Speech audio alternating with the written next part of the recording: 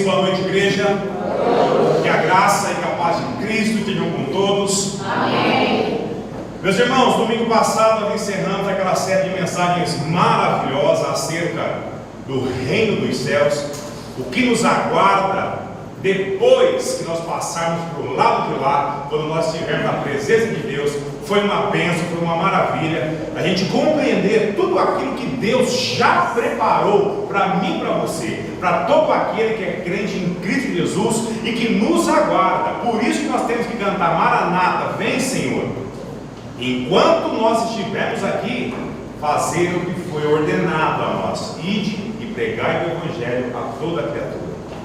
Foi uma bênção maravilhosa. E hoje nós iniciaremos uma outra série que é fundamental para a igreja de Cristo, a base da igreja do Senhor aqui na terra, que é a família. A família. E hoje, de forma muito específica, nós iremos ver acerca do casal. Do casal. Então eu peço que você abra a sua Bíblia lá em Colossenses capítulo 3, dos versos 12 ao 14.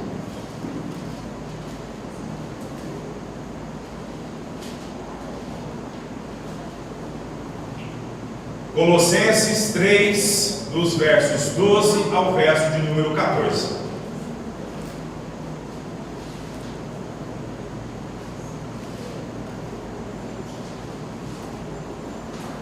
Portanto, diz assim a palavra de Deus: então, como santos e amados eleitos de Deus, revestidos de um coração cheio de compaixão, bondade, humildade, mansidão e paciência, suportando e perdoando uns aos outros. Se alguém tiver alguma queixa contra o outro, assim como o Senhor vos perdoou, também perdoai. E acima de tudo, revesti-vos do amor, que é o vínculo da perfeição. Abaixe a cabeça e orar a Deus. Pai Santo, nesse momento, Deus, nós estamos mais uma vez, formalmente, Deus, com a sua palavra aberta, reunidos como igreja, e clamamos, Deus, a ação do teu Santo Espírito. Abra, Senhor, o nosso coração, Pai. Abra, Deus, o nosso entendimento, para que a sua palavra, Senhor, penetre no mais profundo da nossa alma, que nós possamos sair daqui, Pai, edificados, Senhor, transformados, Deus, pelo poder do Evangelho de Cristo Jesus, e que nós possamos lá fora, Deus, exemplificar única e exclusivamente o caráter do teu Filho amado Jesus Cristo. Pois é no nome dele que nós oramos, já agradecidos. Amém. Meus irmãos, em um congresso sobre saúde alimentar, o palestrante fez uma pergunta para a plateia. Ele perguntou assim: quem de vocês seria capaz de me dizer qual é o alimento que causa um grande sofrimento durante anos após de ser comido? E durante alguns segundos a plateia ficou em silêncio, em total silêncio, pensativa. E após um certo tempo, lá no fundo do salão, um senhorzinho de idade, um velhinho de quase uns 90 anos, levantou a mãozinha dele trêmula assim e respondeu: o senhor quer saber qual o alimento que mais causa sofrimento durante anos, logo após ele ser comido? O palestrante falou sim. E o velhinho respondeu: bolo de casamento. Bolo de casamento. Meus irmãos, essa piadinha que ela é tão antiga quanto a visão de muitos sobre o casamento. Para muitos casais, quando não há uma ruptura, uma separação dos votos matrimoniais, o que resta é esse tipo de sentimento que fica dentro do coração. Casamentos eles são realizados, casamentos eles são desfeitos, casamentos são perpetuados, mas o sofrimento, o sentimento negativo acerca do matrimônio vai lentamente se sobrepondo as questões positivas, a positividade conjugal. E tudo isso por quê? Por conta do afastamento de Deus. A grande maioria dos casais se formam nos dias de hoje distantes dos caminhos do Senhor, visando essa grande comissão, porque é uma grande comissão, chamada o que? Matrimônio, chamado casamento. Eles já começam com as chances de vitória, as chances de triunfo bem reduzidas. Mas olha, lá embaixo, os novos casais, e aqui, meus irmãos, quando eu falo novos casais, com tristeza no meu coração, eu incluo também os casais que se formam dentro das igrejas. Eles já estão entrando em campo, por assim dizer, já tomando de goleada, fazendo inclusive gol contra um monte, sem conhecimento sobre eles, mas principalmente sem conhecimento algum sobre a vontade de Deus para eles. Aí, meus irmãos, vamos combinar uma coisa. Esse jogo que será jogado já se inicia muito, mas muito menos favorável ao sucesso desse relacionamento. 100% de certeza. E detalhe, muito provavelmente sem comemoração no final do jogo. O que eu quero dizer com o sucesso desse relacionamento? O que eu quero dizer com isso? Não é, irmãos, como é que eu posso dizer? Começar num namoro badalado, como está na moda aí hoje, né? Sabe aquele noivado que causa inveja em todo mundo, né? Que abrilhanta o olhar de todos, que se abre a rede social do casal, milhares de curtidas só daquela fotinha boba que ele colocou lá. Não é isso. Mas o que aponta para uma realidade futura de casamento muito mais complexa e difícil do que essa simples aparência, essa simples efemeridade que se vai como palha. A grande maioria dos casamentos já iniciam a largada da vida conjugal carregando fardos, mas tão pesados, que não foram o quê? Devidamente tratados quando se namorava, quando noivava. Meus irmãos, o namoro e o noivado, eles servem justamente para isso. Para que você conheça a outra pessoa, a qual você pretende passar nada mais, nada menos do que o resto da sua vida. Sabe, analisar as afinidades, analisar os pontos de concordância, analisar os pontos de discordância. Conviva com a outra pessoa por um tempo, a fim de ter um vislumbre do que poderá ser o casamento futuro. Meus irmãos, conhecer o outro é fundamental para tomar a decisão de se casar. Quando um jovem casal de namorados ou noivos, eles não são tementes a Deus, a análise desses parâmetros comportamentais que eu acabei de citar aqui, muitas vezes eles são o quê? Abafados, eles são camuflados, eles são comprimidos ou até mesmo ignorados. E tudo em nome do quê? Do amor. Que coisa linda! Ah, o amor. Amor é lindo, não é? Mas tem uma frase que diz assim: tudo está bem quando tudo vai bem. Mas aí chega aquele momento que assombra a todos nós que somos casados: os problemas. E eles vêm. Como os problemas vêm. Aí o casal, ele não tem nenhum relacionamento com Deus, ele ignora totalmente qual é a vontade do Senhor para a vida deles. Aí começa a perceber o quão frágil é esse solo, o qual os alicerces dessa relação foram lançados.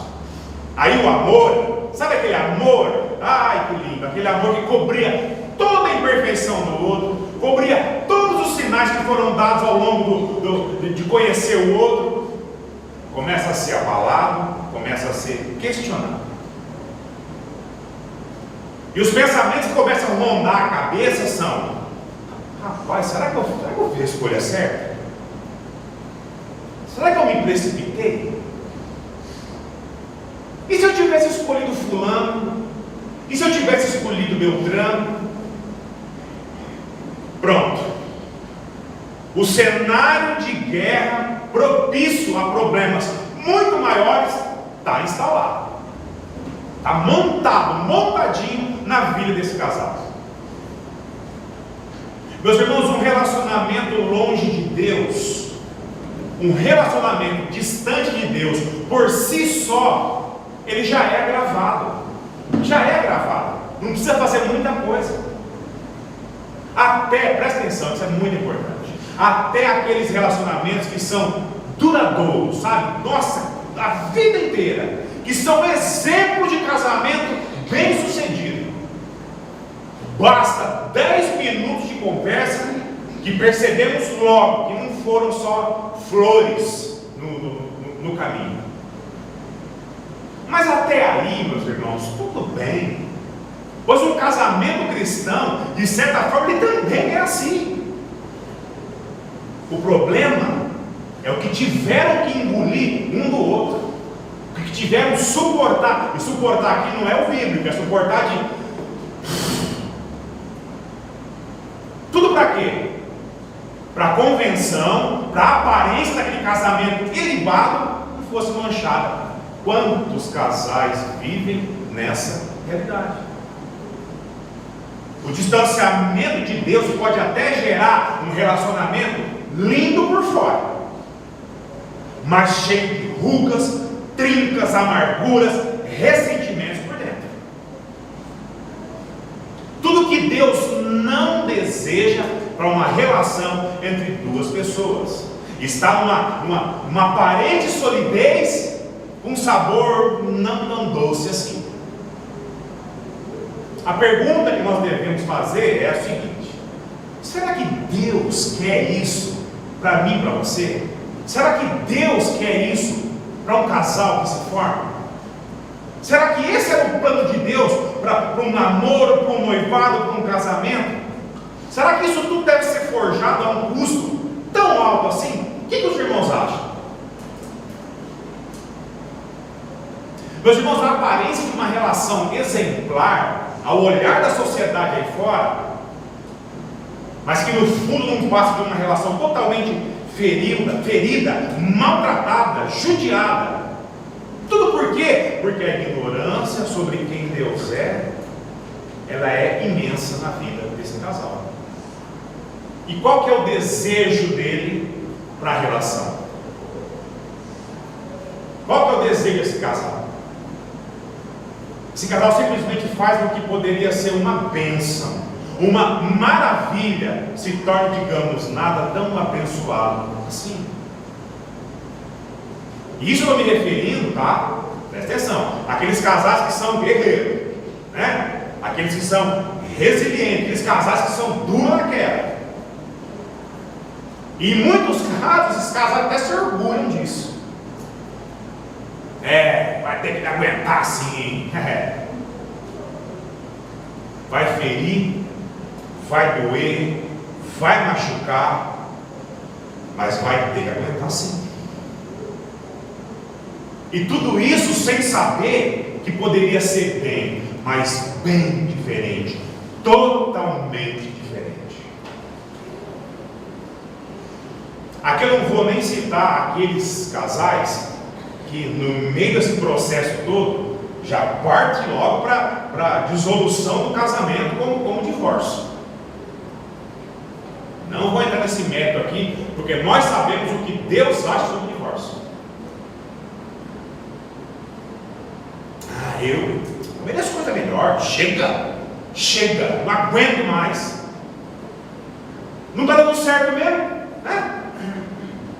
Você não era o que eu imaginava.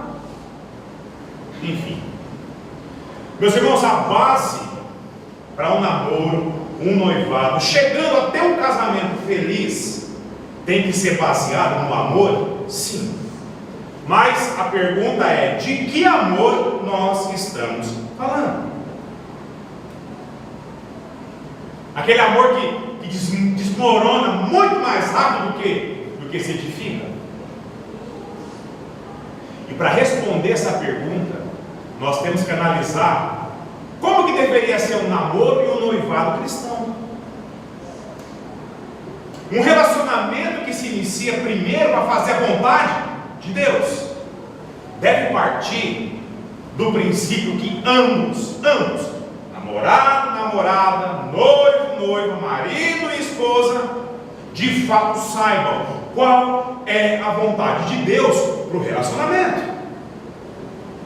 E tudo, meus irmãos, não se iludam, tudo começa a partir da perspectiva justamente do que é o quê? O amor. O amor. O que é o amor? O amor segundo o padrão que o mundo oferece? Ou o amor segundo o padrão de Deus? E é justamente aqui onde inicia os ataques. Aqui é pesado. Um casal que ele se forma longe de Deus, de uma forma ou de outra, haverá o agravamento da relação. Mas e o casal que deseja fazer tudo certo, que deseja estar no centro da vontade de Deus? Meus irmãos, aqui o primeiro alvo do inimigo da minha e da sua alma se faz presente. E qual que seria a estratégia, para a gente entrar em campo, jogar a partida e ganhar esse jogo? O que desconhece a vontade de Deus, ele já complicou antes mesmo de começar o jogo. Mas o que está fazendo tudo certinho? Se a base que eles usam é o amor, então quem governa esse mundo fará o quê? Se está no centro da vontade de Deus, tentando fazer o máximo que eu posso. Eles estão na busca do amor verdadeiro, do amor espiritual. O que o inimigo vai fazer nesse momento? Ele vai tentar mudar o conceito sobre o que é o amor verdadeiro. Eu falei disso ontem para os jovens. Se tem uma especialidade que o mundo tem, que quem governa aí fora tem, é fazer pessoas, até crentes em Cristo Jesus, achar que está fazendo a vontade de Deus e crendo fielmente nisso, mas está a passos largos, caminhando em sentido oposto. Isso vem sendo feito sistematicamente no decorrer de toda a história. O conceito de amor que Deus, pela sua graça, nos presenteou, vem sendo atacado, deturpado, confundido. O amor ele vem sendo propagado pela sociedade ao longo da história como tendo a sua principal raiz em sentimento passional. Sabe? Sentimento passional do ser humano. E quais que são esses sentimentos? Vamos lá. Afeto, carinho, generosidade, amizade, piedade, desejo, paixão, encanto, comiseração, entre outros. E esse conceito aqui não é novo. Milênios atrás, antiguidade clássica, romanos e gregos, todas essas conotações passionais na palavra amor vinham no sentido de promover esse sentimento. Os romanos era mais passivo, sabe, de ser amado. Já com os gregos, a coisa tomou uma forma sendo definida como verbos eros, que é o amor físico. Daí vem a palavra erotismo, erótico, o amor pela atração íntima. O verbo philos, que é o amor fraternal. Outro verbo chamado storge, que é o amor familiar. E o verbo ágape, que é o amor incondicional. Sendo que desses quatro aqui, apenas dois destinavam-se ao relacionamento íntimo, prazeroso, de desejo entre duas pessoas, que é o eros e o philos. Meus irmãos, esse conceito, ele se estende até o dia de hoje, sendo propagado, fomentado, disseminado por todos os meios de comunicação. Dia dos namorados, abre sua rede social, liga a televisão. Os grandes beneficiários desse conceito é a indústria do amor, onde até mesmo eu e você compramos algo para celebrar o amor, seja um buquê de flores, uma caixa de chocolate. Mas isso, presta atenção, isso, não estou falando que isso é de todo mal, não.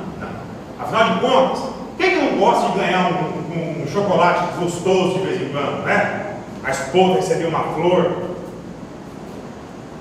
Mas a pergunta que fica é: como Deus define o amor? Onde nós podemos encontrar essa definição sobre o que é o verdadeiro sentido do amor? Meus irmãos, em essência, o significado da palavra amor, segundo a ótica de Deus, segundo a ótica do Senhor, consiste em estabelecer um compromisso de solidez. Compromisso de solidez. E isso em ações de modo sacrificial para com a outra pessoa.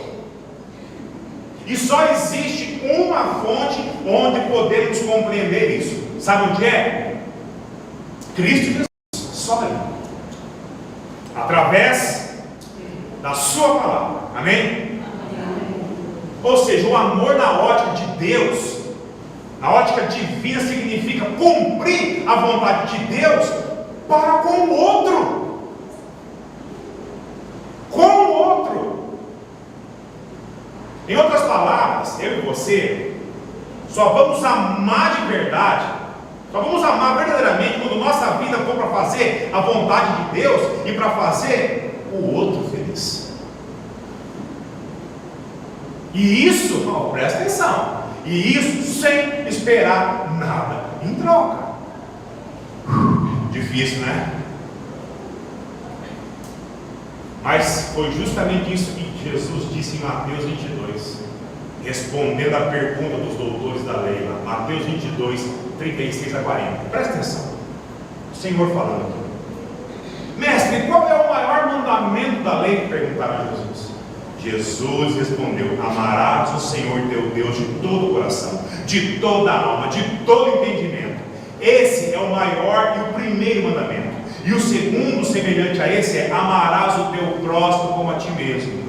Toda a lei e os profetas dependem desses dois mandamentos. A gente se preocupa com 10 mandamentos e não consegue cumprir 2. Meus irmãos, a expressão máxima de amar não consiste em receber. Meu Senhor, preste atenção nisso, casais. Não consiste em receber o amor, como os romanos, os gregos impregnaram na sociedade, mas como Cristo disse em João 3, 16, 17: porque Deus amou o mundo de tal maneira que deu o seu Filho unigênito, para que todo aquele que nele crê não pereça, mas tenha o quê? Vida eterna. Pois Deus enviou seu Filho ao mundo, não para que julgasse o mundo, mas para que o mundo fosse salvo por meio dele. De forma bem prática, se relacionar com o seu namorado, com a sua noiva, a fim de fazer, com a sua esposa, a fim de fazer o que Deus espera, sabe o que significa? É amar o outro. O outro. Não de forma passional, sempre esperando algo em troca, mas amar o outro de forma sacrificial, como Cristo amou a sua igreja e deu a sua própria vida por ela. Amém, irmãos? Amém. Sabe o que vai resultar de um relacionamento como esse aqui? Só coisas boas vai ser ofertado para o outro de sua parte, e vice-versa. Agora diz para mim, tem como um projeto seguido dessa maneira, desse jeito, dar errado? É óbvio que não. Mas é fácil? É óbvio que não. Mas é impossível? Também não. Também não. E o ataque primário está justamente em fazer você, casal, jovem casal ou um casal mais experiente, entender que o que realmente vale é a minha vontade de ser respeitado. O importante sou eu, não é o outro. Você tem a obrigação de me fazer feliz. Vai no YouTube, que tem de autoajuda falando essa bobagem. É isso que o mundo vai dizer para você, para mim e para você. Você quer uma prova disso? Vai no teu carro agora, no seu celular, e vê as músicas que você ouve. Vai lá, desafio. Vê as novelas que você assiste, as séries que você vê na Netflix, os livros que você tem o hábito de ler, o que seus amigos dizem no futebol ou no encontro com as amigas. Meus irmãos, o ataque consiste em fazer você achar que o que realmente importa é você ser feliz. E isso passa a ser uma mera o quê? Obrigação de quem? Do seu parceiro. É ele quem tem que fazer. É ele que tem que mudar. É ele que tem que se moldar no meu jeito. E Deus diz, é justamente o contrário. Amar não é receber, mas é dar. Se doar. Amém, irmãos? Muito bem. Agora que já sabemos como devemos agir para amar de verdade, tá, pastor, na prática, como é que nós fazemos isso? E aqui, meus irmãos, que outros tipos de ataques vão se iniciar. Pode ter certeza disso. Num campeonato de futebol, quando o time perde uma partida, num campeonato, ele perdeu uma partida, significa que acabou o campeonato para ele? Não. E o inimigo sabe disso. Quando se trata do casamento. E aqui vai começar outro processo, que consiste com o inimigo agindo mesmo eu estando no namoro, no noivado, no casamento, tentando fazer a vontade de Deus. Para fazer o quê? Eu e você cairmos em pecado. E detalhe, achando que estamos fazendo a vontade de Deus. Irmãos, não nos enganemos. Jovens, não se iludam. Casais, não se iludam. O diabo sabe muito mais sobre Bíblia, sobre vontade de Deus, do que toda a igreja reunida junta. Se tem uma coisa que esse cara é bom, é enganar o desavisado. Agora vamos lá. Eu sou cristão, eu amo minha namorada, meu noivo, minha noiva, meu marido, minha esposa, mas amo tanto, tanto, que esqueço que eles são tão pecadores como eu. Feitos do mesmo barro. Eu não consigo entender, pastor, o que minha mulher pensa, o que minha noiva pensa, meu namorado pensa. Eu não sei o que meu marido espera de mim. Sabe uma solução bem simples para isso? Bem simples. É pedir para o seu parceiro, fala, meu, vai, me dá um menu aí de instrução. Sabe igual a TV? Quando você compra aquela TV que é gigantesca, e você liga ela, aparece um menu, você fala, meu Deus, você vai pulsar ali para aprender a mexer, não é? Mais ou menos isso é a ideia. Então, o problema é que ninguém vem com um menu, certo? Sim ou não? Meus irmãos, a nossa surpresa vem sim. A gente vem com um menu. E sabe onde está esse menu? Dentro do meu e do seu coração. Sabe o grande desafio? É extrair do coração do outro tudo isso de lá. Antes que a crise, que o problema chegue primeiro. Esse é o desafio. Meus irmãos, a base para um relacionamento saudável, segundo a vontade de Deus, está no companheirismo mútuo. É se fazer conhecer. para poder conhecer o outro. E uma grande armadilha aqui, a qual eu e você nós estamos sujeitos, é achar que de fato nós já conhecemos o outro. Ixi, caímos muito, como patos. O que invariavelmente esquecemos é que os outros podem, mudam e vão mudar de opinião. Mas você era assim, você era assado há 30 anos atrás. Por favor, irmãos, não. Quando a sua perspectiva não foi atingida, sabe a perspectiva que você tem do outro, não foi suprida, não foi atingida com relação ao seu marido, noivo, namorado, pronto. Desentendimento na certa. Mas você nem gosta disso. Outro disse, sim, nunca gostei. Nunca gostei. Meus irmãos, aqui, nessa questão, olha, se tem uma coisa que o inimigo sabe atacar, é aqui. É aqui. Aqui o ataque é pesadíssimo. Então por que você não me falou? Você nunca perguntou. Mas então por que você disse que gostava, Cristo? Para não te ofender. Será que só eu passei por isso? Ou mais alguém passou também?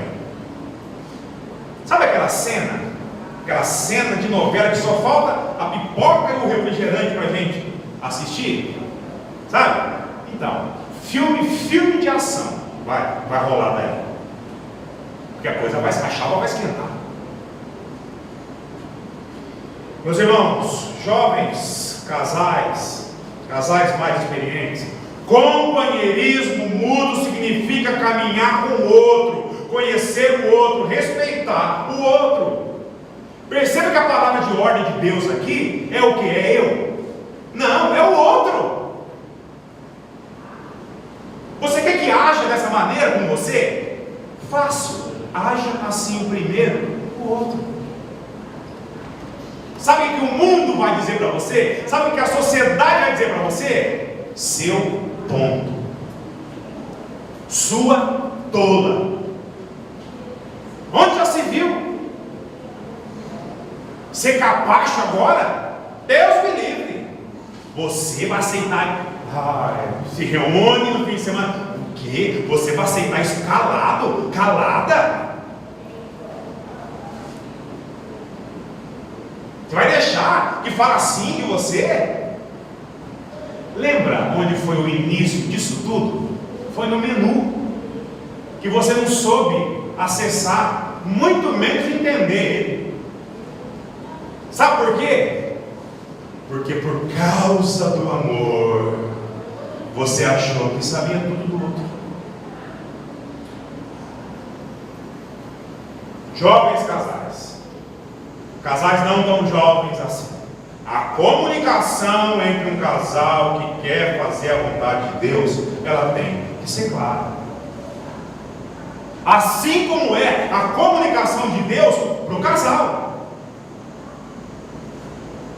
A pessoa, ela se esforça para entender a palavra de Deus, se esforça para entender o Senhor, mas não está muito afim de entender o que a noiva, o namorado, ou a esposa ou o marido diz. Olha que legal. Você acha que isso é exclusividade do mundo? Não, a igreja está cheia de gente assim. Aí o sujeito chega e diz: não, tem coisa na minha intimidade que só diz respeito a mim. Ah, bom, muito bom. Depois está lá você: Deus, e agora, Deus?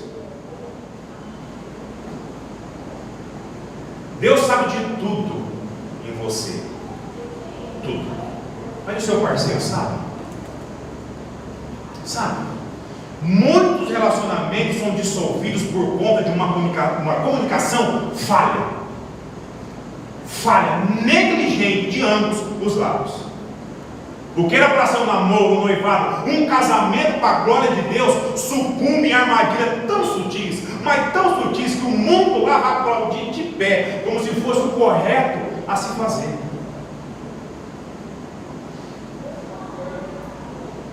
mas que no fundo não reflete em nada a vontade de Deus para aqui. Os ataques, eles são sutis, meus irmãos, imperceptíveis até. Nós temos que nos manter alerta. Amém, igreja? Nós temos que nos manter alerta. Amém, igreja? Amém. Você quer ver uma história onde a questão de compromisso mútuo é evidenciada de forma clara, objetiva, resultando, acho que, uma das maiores sagas sobre o amor que se tem registro? Depois em casa, quando estiver mais tranquilo, refletindo, abra sua Bíblia lá em Gênesis 24. Gênesis 24 e leia. Leia Gênesis 24. Você estará diante da prova de que sem compromisso mútuo, as coisas tendem a desandar com o outro. Em Gênesis 24 você vai encontrar a saga de um obediente servo de Abraão, em busca de uma noiva para quem? O seu filho Isaac. Esse caso, irmãos, foi o primeiro caso a relatar nas Escrituras sobre busca do par perfeito. Sabe aquilo que você buscou, você sonhou desde adolescente? Sempre teve do seu lado, dentro da sua casa.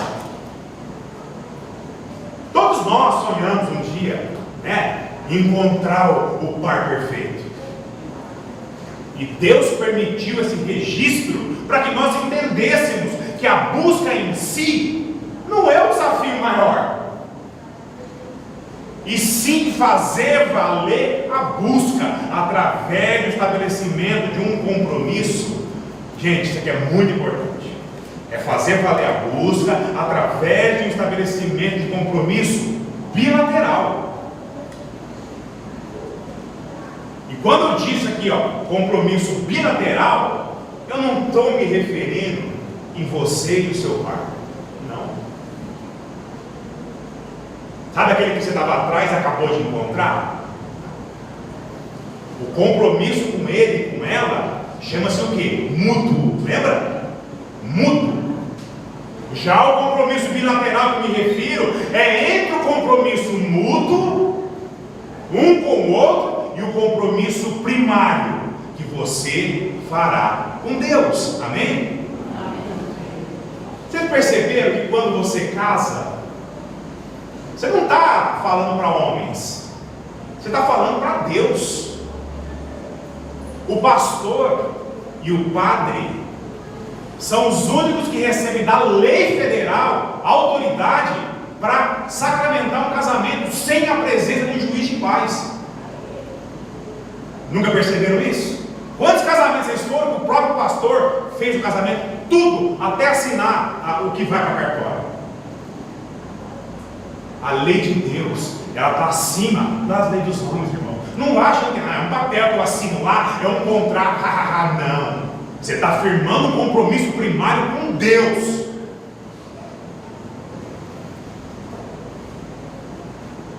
Pois é Ele quem vai te dar o seu grande amor.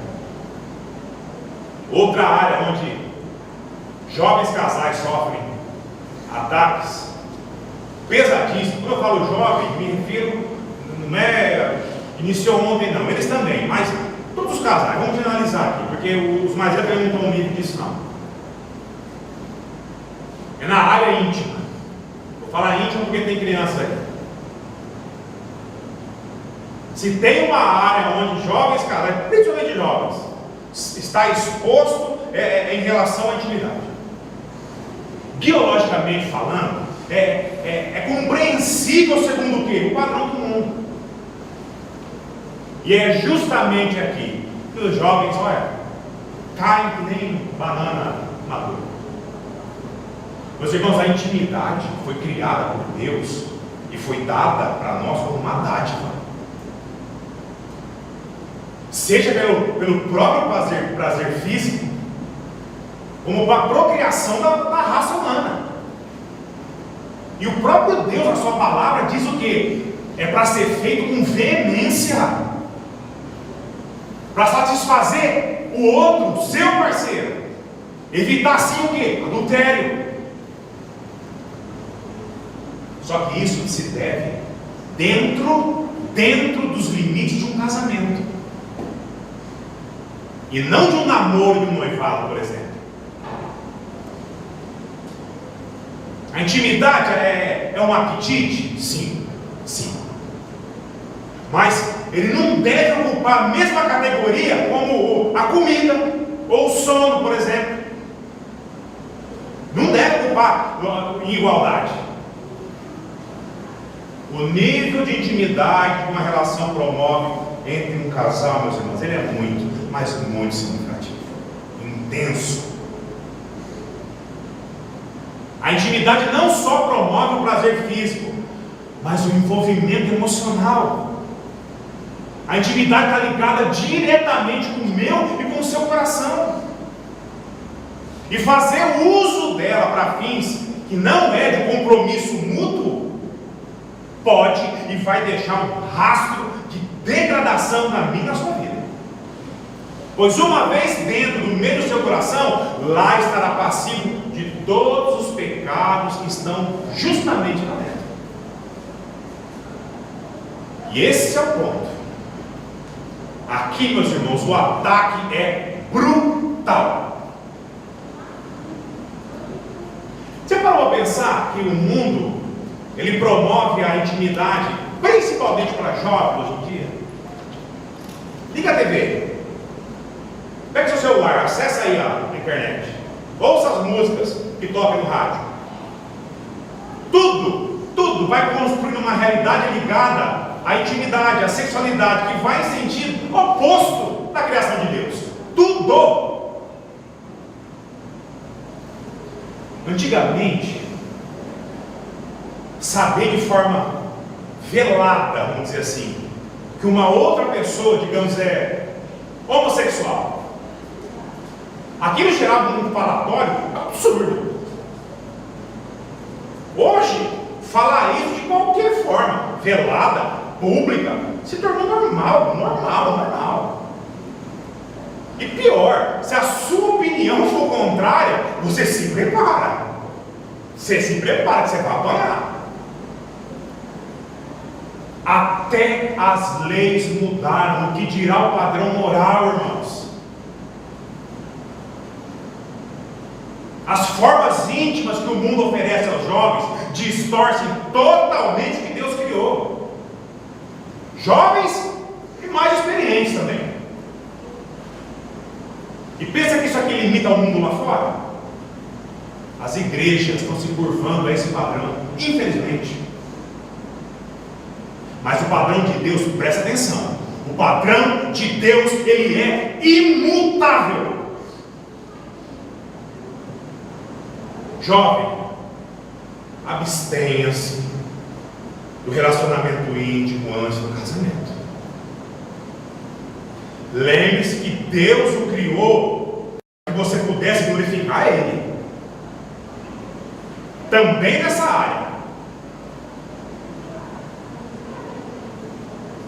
Os mais experientes aí, vai achando que fechou a porta do quarto, aqui vale tudo. Aqui vai achando isso. Que lá na frente, a hora que você estiver face a face, você vai ter uma surpresinha. Não caia nas armadilhas que o mundo oferece, como se fosse um padrão aceitável. Aí o jovem casal, não, pastor, mas minhas intenções com ela, com ele, é de dar em casamento mesmo. Não faça isso. Você quer desfrutar de um presente dado por Deus?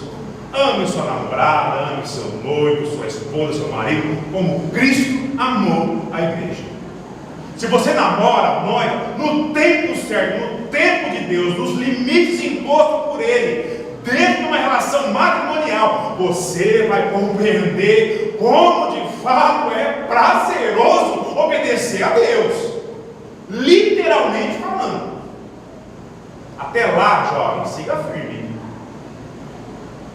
Persevere em oração, a palavra do Senhor, amém? E os mais experientes aí, a mesma coisa. Tirou o olhar da cruz, você vai olhar para o mundo. Antigamente, quando um jovem, mesmo sem querer, ele visse, sei lá, o joelho da namorada, meu Deus, Só isso bastava a pessoa perder o sono. Converse com os mais velhos, que vocês vão entender o que eu estou falando. Eles vão dizer como as coisas antigamente eram e como estão muito avançadas hoje. E eles têm razão. Eles têm total razão. O objeto de desejo, de cobiça dos nossos olhos, que é o corpo, hoje é exposto em vitrine. Quase tudo hoje em dia, meus irmãos, se não tiver alguém nu ou semi-nu, não vende, não tem graça, não é legal. Pode ver. Não promove, não atrai atenção. E é justamente essa a estratégia do inimigo dentro do campo. Ele não precisa fazer nada para que nós caímos nessa área. A gente cai sozinho. O que era para ser de forma a agradar a Deus, além de não agradá-lo, lança sobre nós uma culpa sem tamanho. Devemos tomar muito, mas muito cuidado com isso. Isso vai deixar marcas difíceis de serem apagadas na minha e na sua mente. Pornografia, infidelidade, adultério e muito mais.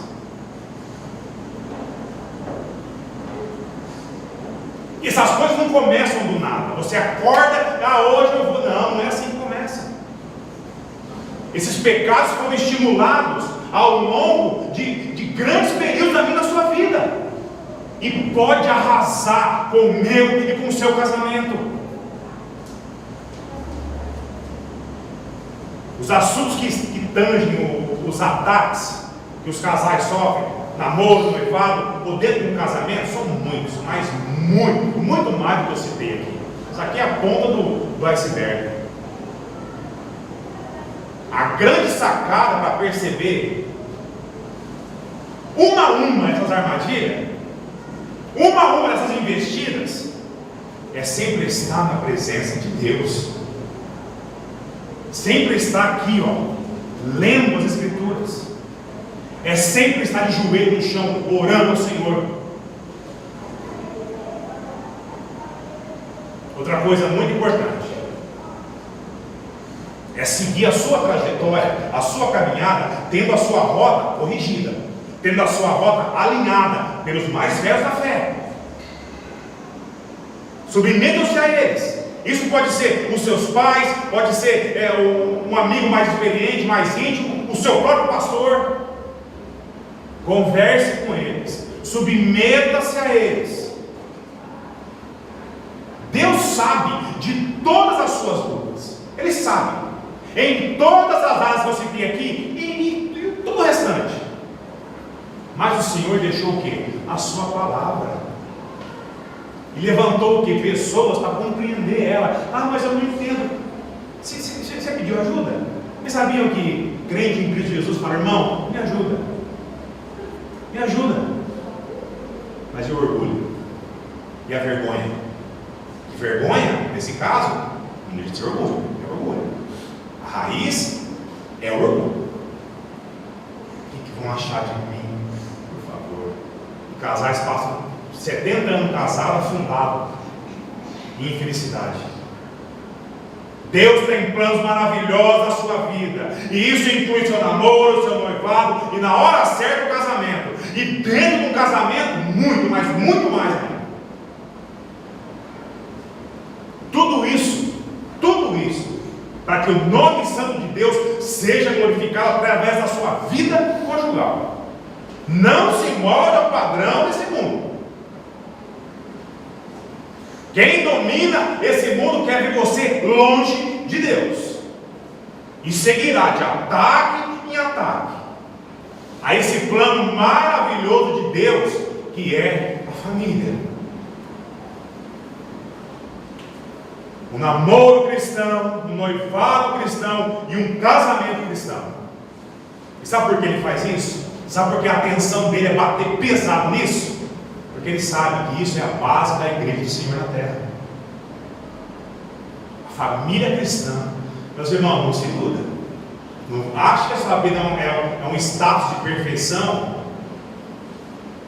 Porque você está sob ataque constante. Mas siga firme, com a sua fé única e exclusiva no Senhor, em Cristo Jesus.